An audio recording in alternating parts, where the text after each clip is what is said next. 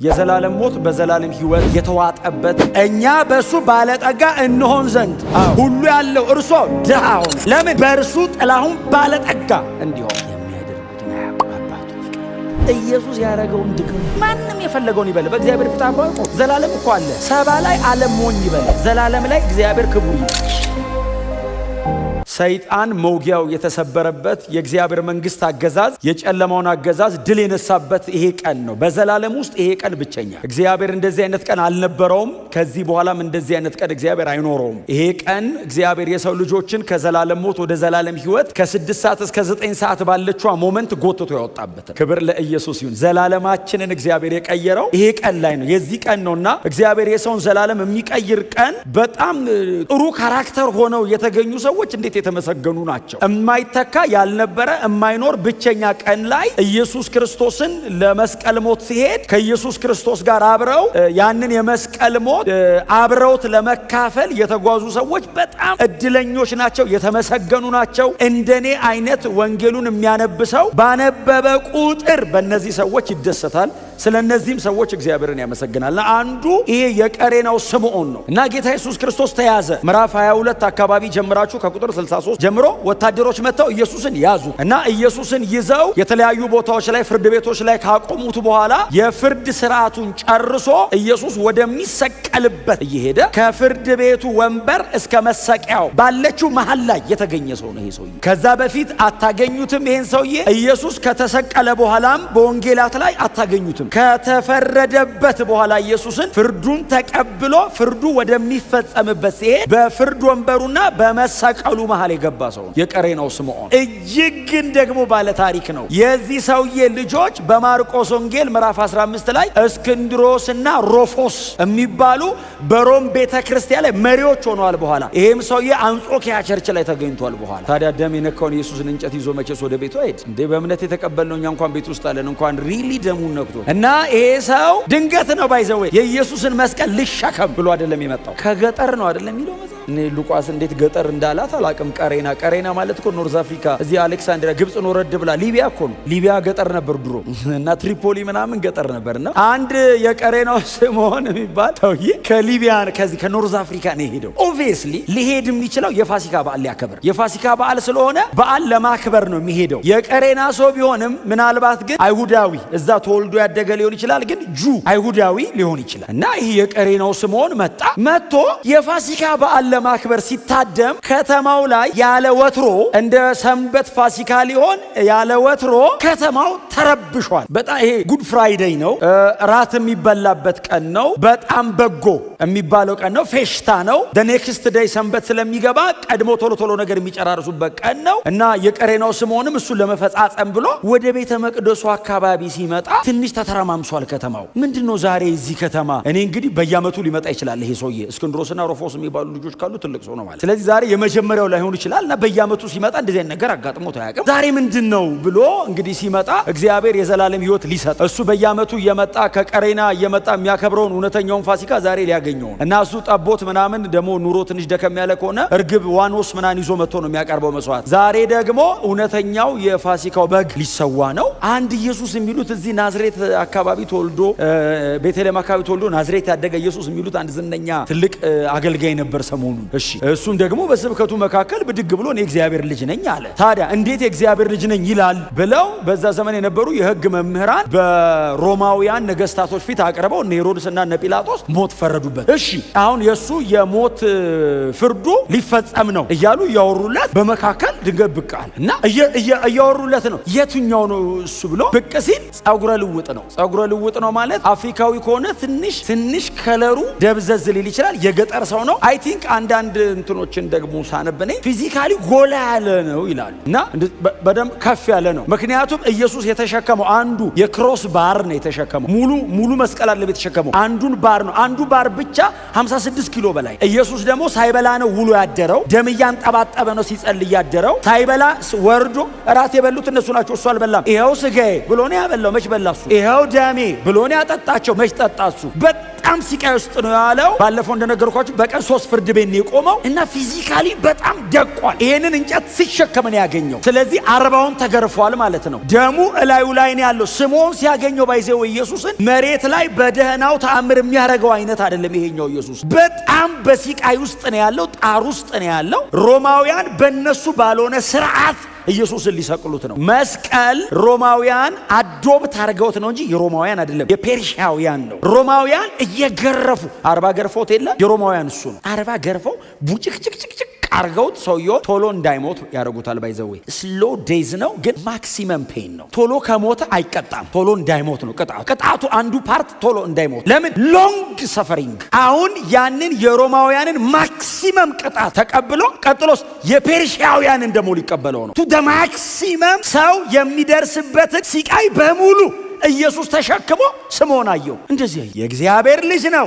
መሲህ ነው፣ ጌታ ነው። አያቅም። ሲያየው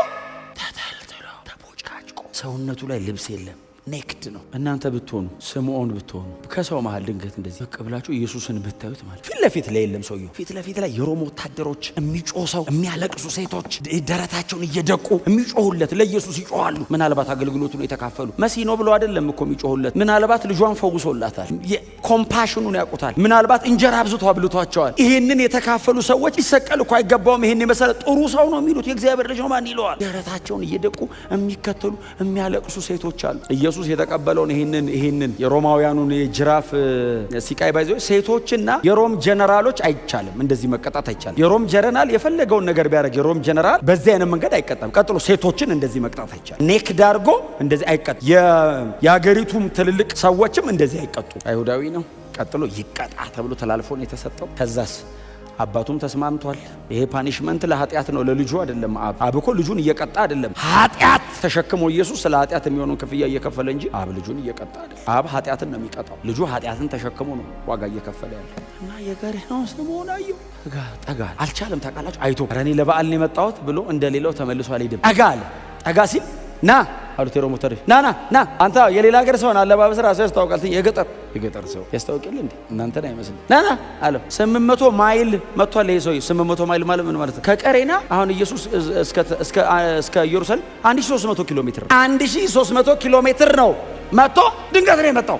ና ተሸከምለት ሲሉት ከኢየሱስ ትከሻ ላይ አይደለም የተቀበለው እንጨቱን። ኢየሱስ መሸከም አቅቶት ወድቋል። ኢየሱስ መሸከም አቅቶት ወድቆ እንኳን እንጨቱ ሊሸከም ራሱ መቆም አይችልም። ተነስቶ ሲያጣጥር ስምዖን ጠጋ ብሎ ያየዋል። ታውቃለህ፣ በደም የተነካካ እንጨቱን እያየ ጠጋ ብሎ ሲያየው እዚህ የተተለተለው ሰውነት ውስጥ ይሄ አቧራው ገብቶ ደሙ አጥንቱ እስኪታይ ነው። አጥንቱን አልነኩትም። ከአጥንቱ አንዳች አይሰበርም የሚል ቃል ስላለ አጥንቱን መንካት አይቻልም። ስጋውን የተለተሉት አንድም አጥንቱ አልተነካም። አጥንቱን መንካት አይቻልም። ከአጥንቱ አይሰበርም የሚል ቃል አለ። ሌላውን ሊፈጩት ይችላሉ። ባይዘው በእልህ ኢየሱስን አትችልም ቃል አለ። አጥንቱን እንዳነካም እስከፈለጉ ድረስ ግን ይገባሉ። ቡጭቅጭቅ ሲያደርጉት ወድቆ ሲነሳ እንትኑ ገብቷል ሰውነት ውስጥ እና ስምዖን አየው። ታውቃለህ፣ ጠጋ ብሎ ማንም ሐዋርያ በዛ ልክ የተጠጋው የለም። ኢየሱስን ማናቸውም እንዴት ተጠግተው አላዩትም። ስምዖን ጠጋ ብሎ አየው። እንጨቱን አለ ተሸከመው፣ ብድግ አድርጎ እንጨቱን ተሸከመለት እና ኢየሱስ ከፊት ይሄዳል። ስምዖን ተሸክሞለት ከኋላ ይሄዳል። ያየዋል። ስትራይፕሱ እዚህ ይከተለው። መጽሐፍ ሲናገር የኢየሱስን እንጨት ተሸክሞ እንዲከተለው አስገደዱት የሚል ቃል። ኢየሱስን መከተል ተገዶ ራሱ ያዋጣል። ጎናቸው ተገደህ መከተል ራሱ ያዋጣል ብሎ ተለምነህ አይደለም ብራዘር እባክህ ተከተለው ተብለህ ተለምነህ አይደለም። በግድ እንዲህ ሳይገባ ራሱ መከተል። ለምን መሰለህ? የሆነ ቀን ይገባል። ራስን ኢየሩሳሌም ቸርች ታገኘዋል። በአማረ ቀን እያልን ነው ቅድም እንደዘመርን። አስገደዱት። ሲያስገድዱት እሱስ እሺ አለ። እሺ እምቢ አላለም። ኧረ እሺ እከተለዋለሁ። ሂድ። ኢየሱስን ከተከተልከው ደግሞ ይዞ ሄደው ወደ መስቀል ነው። ከየትም ጀምር ከተከተልከው ይዞ ሄደው ወደ ክሮስ። የትም ጀምር መከተል፣ መጨረሻ ላይ ግን እዛ መስቀሉ ጋር ትገናኛላችሁ። እና ደግነቱ እሱ መጨረሻ ላይ ነው ያገኘው። ሊሰቀል ሲል ተሸከሙት። እንደሱ አይደለኛ ስምንለው። እኛ ግን የተሰቀለውን ክርስቶስን ስለሚያምር አይደለም ቸርች ያስገባኑ መስቀል ኢየሱስ ስለሞተበት ነው። አያምርም? ሊትራሊ ካያችሁት አያምርም? ያምራል? አያምርም? እዚህ ውስጥ ስንት አርክቴክት አለ። በጣም እስቲ ያማረ ቆንጆ ነገር ስሩ ብንልኮ የሆነ የሚሄድ መድረክ ልትሰሩልን ትችላላችሁ። ባይዞ አለ የለም የሚባል መድረክ መስቀል ላይ ከሌለበትስ ሶሻል ክለብ ይሁን ምን አይለይም። ክሮስ ካለስ ስትገባ ፍሬም ያደርጋል። ለምን? ኢየሱስ የተሰቀለበት ነው። የሆነ ቦታ ስትገባ መስቀል ካየ ቤተ ክርስቲያን ነው እንዴ ትላለህ። ካፌ ትልቅ መስቀል አድርገው ቢጠብቁ አበላም ጸልየት ወጣል አመስግነ ለምን ፍሬም ያረጋል ስለሚያምር እንዳይመስል ኢየሱስ ሞቶበታል። እድለኛ ነው ስምዖን ኢየሱስ የሚሞትበትን መስቀል ተሸከመ። እንጨቱን ብቻ እንዳይመስል የተሸከመው ደሙን ነካው። የኢየሱስ ደም እላዩ ላይ አረፈ። ስምዖን ሲሸከም የኢየሱስ ደም እዚህ ላይ ነካው። በመንፈስ ይቀድሳል። እንኳን ቀጥታ ደሙን አግኝተው አይ ቲንክ ኢየሱስ ጋር ወደ አብ ካረገ በኋላ ስምዖን በጌታ ከሆነ በኋላ ቸርቻውን አስበዋል። ከወንድሞች ጋር ሲከነ ደሙ በመቃኔ እያልን ስንዘምረኝ እሱስ እዚህ ላይ ነበር። ይገርማል። የወንጀለኛ ደም እንዳይመስል የጌታ ሄደ ኢምፕሪንት እዚህ ላይ አለኝ። አሻራው አለ እዚህ ጋር ሲነካ ፊዚካሊ የኢየሱስ ደም ነክቶታል። የአካል ኮንታክት ነበረው ከኢየሱስ ደም ጋር እና ሲሄድ ኢየሱስ ስማ ምን መሰረት አሁን ዝም ብሎ መከተል አይደለም። ኢየሱስ ሲሄድ ዝም ብሎ ሄድ መልስ ይሰጣል። የሚመለስለት ነገር ካለ መልስ እና እየሄደ እያለ ደረታቸውን እየደቁ ሲያለቅሱ እየሄደ አንተ ማውራት በማይቻልበት ሰዓት ኢየሱስ አንድ መልስ ሰጠ። እናንተ የኢየሩሳሌም ሴቶች ሆይ አላቸው ሲያለቅሱ እንዲሰሙት አድርጎ ነው። ለእኔ አታልቅሱልኝ። ለምን ይገባኛል ላደርገው የመጣሁት ይሄንን ነው። ለእኔ አታልቅሱ፣ ለራሳችሁና ለልጆቻችሁ አልቅሱ። ይሄንን ለሚያደርጉት ለእነሱ አልቅሱላቸው እንጂ መሲህ ተልኮ አልቀበልም እምቢ በእኛና በልጆቻችን ላይ ይሁን ያሉት ትዝ ይላቸዋል። ይሄ ሰው ንጹህ ነው ሲል ከደሙ ንጹህ ነኝ ሲል ጲላጦስ እሱ ላይ የሚሆነው በእኛና በልጆቻችን አስወግደው እርግማን ከመጣ በሱ በኩል እኛና ልጆቻችን ላይ ብለዋል። ኢየሱስ እንደዚህ ያለ ለራሳችሁና ለልጆቻችሁ አልቅሱ እንጂ ለእኔ አታልቅሱልኝ አለና በእርጥቡ እንጨት እንዲካረጉ በደረቁ አለ። ንጹህን ሰው ለመስቀል እንዲሆኑ በኋላ ላይ አለ። በእርግጥም ያው 70 ኤዲ ላይ ታውቃላችሁ ሮሞች መተው ኢየሩሳሌምን ምን እንዳረጓት እና ኢየሱስን ይዘውት ሄዱ። መንገዱን ሲሄድ ስምዖን ከኋላ ይከተለዋል እና ኢየሱስ ከፊት ይሄዳል። በጣም ያስደንቀኝ የዚህ የወንጌላት ጸሐፊያን የሚቀጥለውን ታሪክ ከማብራራታቸው በፊት ይዘጉታል።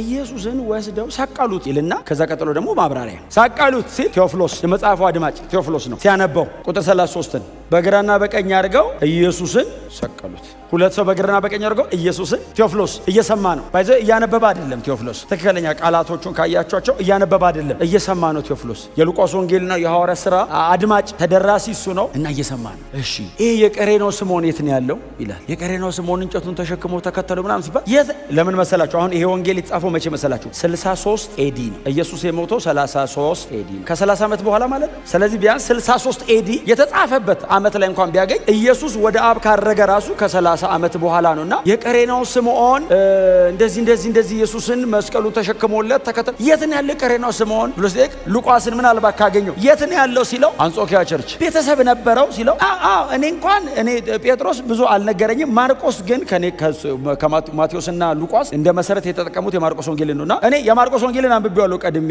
ለምን እንደ ሰብስትራክቸር የተጠቀምኩት ታሪክ ለማደራጀት የተጠቀምኩት የማርቆስ ወንጌልን ስለሆነ ማርቆስ ግን ሲጽፍ እስክንድሮስና ሩፎስ የሚባሉ ሁለት ልጆች ነበሩት። እነሱ ደግሞ በሮሜ ምዕራፍ 16 ላይ ጳውሎስ ጠቅሷል ስማቸውን። እንደውም ስምዖን አለና የሩፎስ አባት ብሎ ስምዖንን ሁሉ ሜንሽን አድርጎታል። ልጆች ነበሩት እና በቤተ ክርስቲያን እነሱ እያገለገሉ እሱ አንጾኪያ ቸርች ውስጥ እየመራን ያለው ይገባዋል። እሺ ቀጥል ሲል ኢየሱስንም ወስደው ሰቀሉት ሲል ኦሬዲ በጌታ ነው። ቴዎፍሎስ ሰቀሉት ሲል አይ ቲንክ የሚያለቅስ ይመስለኛል። የመጀመሪያ ድማ ጌታዬ ተሰቀለ ሰቀሉት። አባቶ የሚያደርጉትን አያውቁምና ይቅር በላቸው አለ።